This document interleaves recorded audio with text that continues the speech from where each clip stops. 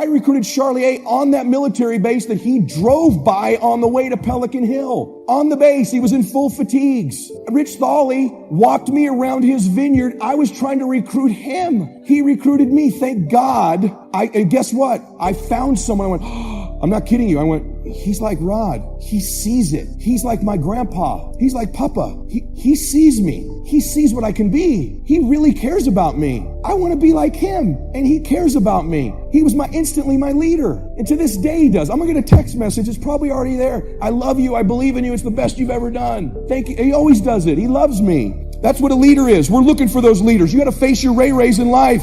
You got to rise up. You got to make your dreams a reality and live a damn masterpiece. You know this. Now, here's the thing. A couple things. You got to make a decision. Listen to me. You got to make a decision. What's the decision? What's the thing you came here for? Now we're at the moment. The clock is ticking. People say all the time, hey, life is short. Let me tell you something. Life can be long. You bury your dreams. You quit this. Life gets long. See, time's relative. 2 minutes of you being with your sweetie, doing whatever you like to do with them, that can go by quick, right? What's about the last 2 minutes on a treadmill? Does that not seem like it goes by for like 4 hours, right? So if you're enjoying it, it's short. If it's painful, it's long. Life can be long. You want a life that feels like it's flying by. You want a life like I have right now where I go, can I just press pause? Can I just press pause? It's so good. It's so great. It's so rewarding. It's so awesome. But I don't really want to press pause because I know it can get better. So what's the decision? What have you been sitting on? What is it? Is it people are texting me, hey Ed, I submitted my resignation last night. I'm coming full time. I walked away from a 6-figure job. Is that the decision? Is it the decision to finally get serious? Is it the decision to get licensed? Is it the decision to stop worrying about what people think? Is it the decision to become a great closer? Is it the decision to something in a relationship you have you need to get out or into and shake it? Is it a decision to get off of some drug or alcohol you're on? What's the decision right now? What is it? Be honest with yourself. What's the decision? You know what it is. It's sitting right in front of you. You knew it when you came in here, and now me and your family are bringing it back up. What's the decision? What have you been hesitating on? What are you afraid of? Face it right now. What do you need to decide? Is it getting aggressive? Is it believing in yourself? Is it reaching out to somebody? Is it a recruit you've missed? Is it coming full time? I don't know what it is for you. What's the decision? Maybe there's someone in your life that you need to get out of your life. Maybe there's someone you need in it and you need to tell them you love them and get them back in it. I don't know. But I know this. It's only a thought if you don't take an action. The difference between a thought and a decision is an action. So we know and you just decided and you know what it is. You know what it is. You will have really decided if within this next hour you took some step towards it. Something. A note you write, a text you send, a decision you've made, something you do that you follow up with the action to make it real. We will know that if within this hour or in this moment, maybe you just wrote it down. Boom, that's a step. Maybe you've scheduled it. Maybe you've put a date on it. Maybe you're feeling it right now. Maybe you can feel them talking to you right now about it because they know too, because they love you. I want you to think about something real quick. See, there's a book being written about your life, isn't there? Someone somewhere is taking inventory of your life. Don't compare your chapter 1 to someone's chapter 10. You write your own book. And at any moment in your life, you can decide that you want to make this the new chapter. You're literally in your life, you can turn the page. And those previous chapters are your old book. It's like Old Testament, New Testament. Old story, new story. They're connected, they're related, but you can flip the page and you can have a whole new story. If you decided right now, I am literally turning, my breakthrough is I turn the page, and in this second, I start to write the best chapters of my life. You could decide to do that. It would be our honor, our privilege. Your life is precious to me. I prayed for you before I came out here. We love you. You can see the emotion on our faces. You matter. Many of us stopped doing this for money a long time ago. You matter. Your family, your life is our privilege to be involved with it. It's our honor to be any way connected with you, not to do business with you, to do life with you. We want to help you write those chapters. We can help you see what it'll look like. We can give you a peek, but we can't do all the writing for you. You got to decide it. See, I hope you feel like the best chapters of your life are in front of you. I hope you got this sense sitting here right now that, my God, I think I'm changing. I think I'm going to make a shift. I think I'm going to a different life. I think I'm going to write a new chapter. I'm turning the page of my life. It's going to be the best time of my life. How many of you feel that way? Yes? Then guess what? You've had a breakthrough. You had a breakthrough. That's why you came here, was to get to this second, this moment. Now, in that moment, Listen close. Can you hear them? What are they telling you? What are they telling you? What are those people telling you? They love you. They believe in you. They're proud of you. They want you to honor them. They'll be with you all the way. They want you to write those best chapters of your life. See, they know how magnificent your life's supposed to be. They've always seen you since you were a little boy or a little girl. In the Lord's case, before you even came here, He's always seen you in the highest, most possible great version of you. And they want you to do it. I promise you, if you listen, they're whispering words to you of encouragement. You can feel it. You can feel the belief. You can feel the faith. You can feel you turning the page. You can feel the breakthrough. I hope that you feel that in your heart. I hope this experience this week has been life-altering for you. We love you.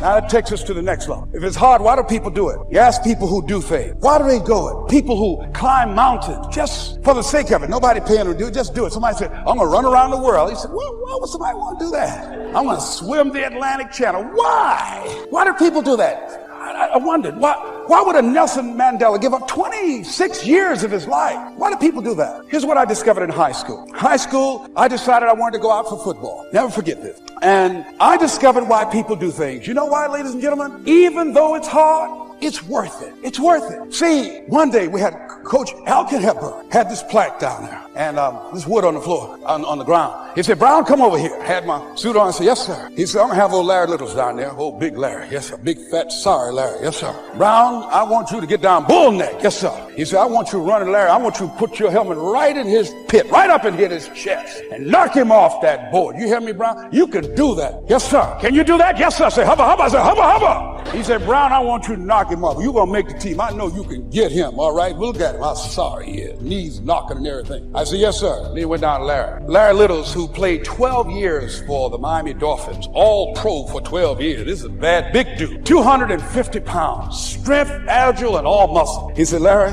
he said, man, you know Brown down there. He's down there talking about your mama and everything. He talked about how fat and sorry you are and how he's going to knock you off this board. Larry now spitting fire and growling and foaming at the mouth. And I'm looking at Larry saying, oh, hubba, hubba. He said, look at that fool down there growling. He told me he's going to scare you that you're going to leave. Are you going to leave? No, coach, I ain't going to leave. Go down there and knock him out the park. Boy, coach got back. He winked at me. Go get him, Brown. I went, hard. I ran into Larry with my helmet. Larry said, boom.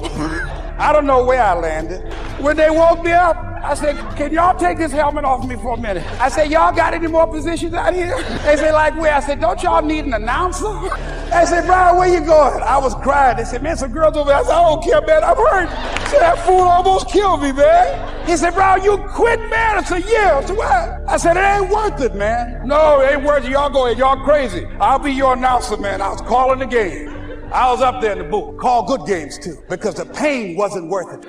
And I'm saying to you, you know why people do what they do? The people who go after their stuff, what makes it worth it? It's got to be your passion. You got to love it, ladies and gentlemen. You got to love it. It's got to be what you are supposed to do. You want to sing, and even though they want to invite you to Carnegie Hall, you're going to sing to anybody that listen to you, including singing to yourself. I used to talk to my plants when nobody else would listen to me. You got to write, even if no one published your book, write, because that was given to you to do. You do what it is you're supposed to. You're supposed to build something. You're supposed to create something. I don't know how to do it. Learn. Do whatever is required. Just go out there. Old Testament says a unique scenario unfolded according to the law, and that was they worked 9 years, and the 10th year was a sabbatical. The 10th year, work 9, take the 10th year, and not just to relax, not just to replenish, not maybe just to get physically in shape. Change of pace, we call it in the modern society, but not just for that. I'm sure that in ancient days, that sabbatical was to go over the last 9 years, what went right and what went wrong, and what worked well and what didn't work well. And how did you grow, and how did you learn, and how did you change, and what have you got now after 9 years that you didn't have at the beginning of the 9 years? See, that's so valuable, a sabbatical, some time. There's also something to be said for solitude when you reflect. Sometimes you can reflect with somebody. Husband and wife reflect on the past year, right? Parents reflect with their children on the past year. How did we do it, and how didn't we do it, and how could we improve? Colleagues can reflect with each other. But now here's one of the most important. You got to learn to reflect with yourself. There's something to be said for solitude. There's something to be said for taking those occasions to shut out the world and shut out everything else for a while. I've got a motorhome. That's how I do it. With my motorcycle on the back. And I head for the mountains and ride the Jeep Trail, where there's very few human beings on the Jeep Trail, or out in the desert somewhere. It's called my time to get away. When you live a very public life, you treasure solitude, a chance to reflect, go back over my life, go back over my skills, go back over my experience, alone. There are some things you need to do alone. Ponder, think, wonder, read, study, absorb, soak in, see if you can't become better this year than you were last year, better the next 9 than you were the first 9. Solitude. There's even a more modern advice that says, go to the closet for time of meditation, time of prayer. Go to the closet. Closet meaning what? Away. And there's even a graphic description of the away. It said, enter into your closet and what? Got some students here, I'm sure. What? Close the door. For what? Just to shut out everything. Life is experience, and touching and seeing and looking and doing and acting and disciplines and all the stuff. But sometimes, this is where this reflecting is so important, to shut the door. To shut the door and wonder, prayer, contemplation, thinking, and let things move in to your consciousness and awareness that no other way can it be done. Right? Flying down the freeway, I'm telling you, it's difficult to get through. So many things to do, it's difficult to get through. But times of solitude, times to reflect. So this is so valuable. Learn to reflect. Now here's why it's important to reflect. To make the past more valuable to serve you for the future. Here's what's really powerful. Learning to gather up the past and invest it in the future.